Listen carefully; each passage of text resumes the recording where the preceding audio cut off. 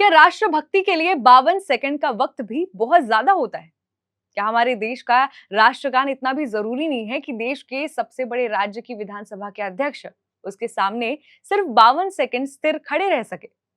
Bharatiya Janata party के बड़े नेता और उत्तर प्रदेश विधानसभा के अध्यक्ष सतीश महाना राष्ट्रगान के लिए महज 52 सेकंड भी नहीं रुक पाए।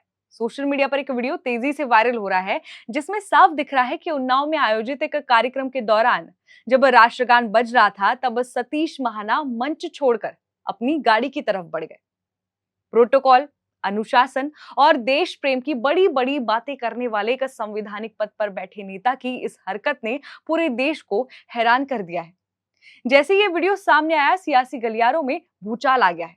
विपक्ष ने इस मुद्दे को हाथों हाथ लिया और सीधे भारतीय जनता पार्टी की उस राष्ट्रभक्ति पर सवाल दाग दिए जो दूसरों को देशभक्ति का सर्टिफिकेट बांटती फिरती है। कांग्रेस और समाजवादी पार्टी के नेताओं ने सोशल मीडिया पर इस वीडियो को शेयर करते हुए पूछा है कि क्या ये राष्ट्रगान का सीधा अपमान नहीं है? जो पार्टी सिनेमा घरों से लेकर संसद तक राष्ट्रगान और राष्ट्रगीत के सम्मान पर दूसरों को घेरती है, उसके अपने इतने सीनियर नेता को 52 सेकंड खड़े रहने की फुर्सत आखिर क्यों नहीं मिली? इस वीडियो में इसी पर बात करेंगे। नमस्कार, मैं हूं विदिशा और आप देख रहे हैं नई परख। ये पूरी घटना उन्नाव के पूरन नगर स्थित एसवीएम इंटर कॉलेज में उत्तर प्रदेश प्रधानाचार्य परिषद के प्रांतीय अधिवेशन के दौरान की बताई जा रही है। कार्यक्रम के दौरान जब उन्हें गार्ड ऑफ ऑनर दिया गया, उसके ठीक बाद जनगण मन की धुन बजने लगी, लेकिन महाना राष्ट्रगान बजने के दौरान ही वहां से आगे बढ़ गए, ऐसे आरोप लगाए जा रहे।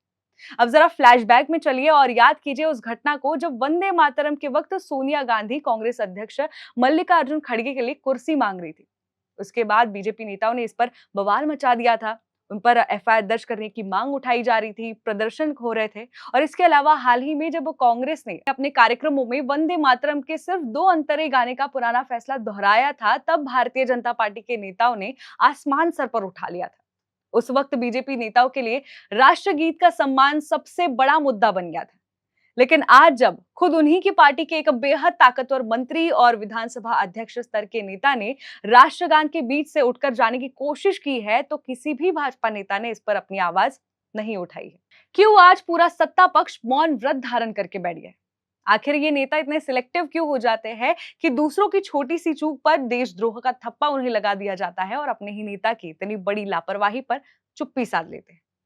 देखिए, कानूनन भारत में the prevention of insult to national honour act के तहत राष्ट्रगान या राष्ट्रगीत का जानबूझकर अपमान करने या बाधा डालने पर 3 साल तक की जेल और भारी जुर्माने का सख्त प्रावधान है।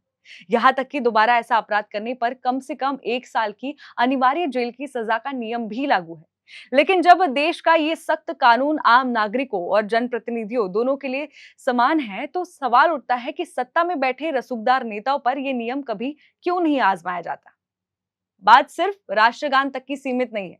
ये वही सतीश महाना है जिन्होंने कुछ समय पहले राम मंदिर के चंदे को लेकर एक ऐसा विवादित बयान दिया था जिसने करोड़ों भक्तों की आस्था को ठोस पहुंचाई थी। उत्तर प्रदेश विधानसभा अध्यक्ष सतीश महाना ने अयोध्या के राम मंदिर में दान और चढ़ावे की चोरी के विवादित मामलों पर बयान देते हुए कहा था कि जिन लोगों का पैसा चोरी हुआ है, उन्होंने शायद सच्ची श्रद्धा से भगवान के मंदिर में पैसा अर्पित नहीं किया होगा। जिनका पैसा चोरी हुआ, मुझे लगता है कि शायद उन्होंने सत्य श्रद्धा पूर्वक भाव के साथ भगवान के मंदिर में अर्पित नहीं किया होगा, इसलिए उनका पैसा चोरी हो गया। हमारा पैसा चोरी नहीं हुआ, हमारा पैसा मंदिर में लगा है और मंदिर का भव्य स्वरूप इस बात का प्रमाण है। यानी चोरों को पकड़ने और सुरक्षा की नाकामी को छुपाने के लिए उन्होंने सीधे भक्तों की नियत और उनकी श्रद्धा पर ही सवाल खड़े कर दिए।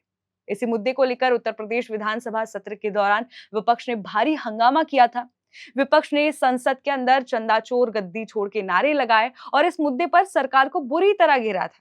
लेकिन उस वक्त भी सतीश महाना ने अपनी गलती मानने के बजाय सदन में पलटवार करते हुए विपक्षी विधायकों से कहा था कि यदि किसी ने चंदा दिया है तो वो अपनी रसीद लेकर सदन में आ जाए।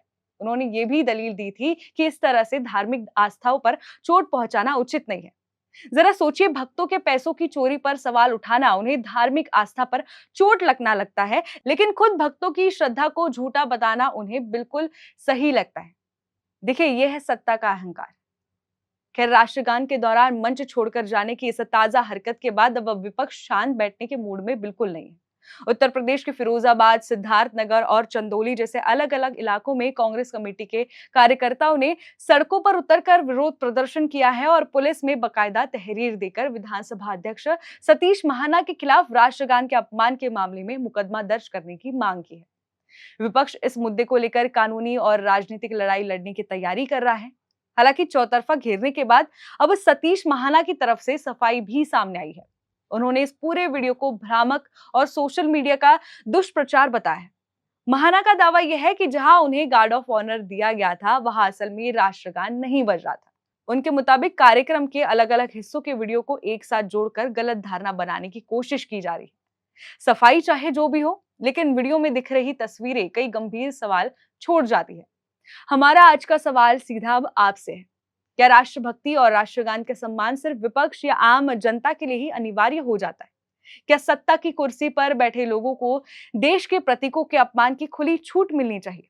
और सबसे बड़ा सवाल यह है कि जब विपक्ष से कोई चूक होती है, तो हंगामा करने वाली भाजपा अपने ही नेता की इस हरकत पर इतने सिलेक्टिव और खामोश क्यों है? कमेंट में इस पर अपनी राय जरूर बताइएगा। इस वीडियो को ज्यादा से ज्यादा लाइक और शेयर कीजिएगा और देखते रहिएगा नई परख। धन्यवाद।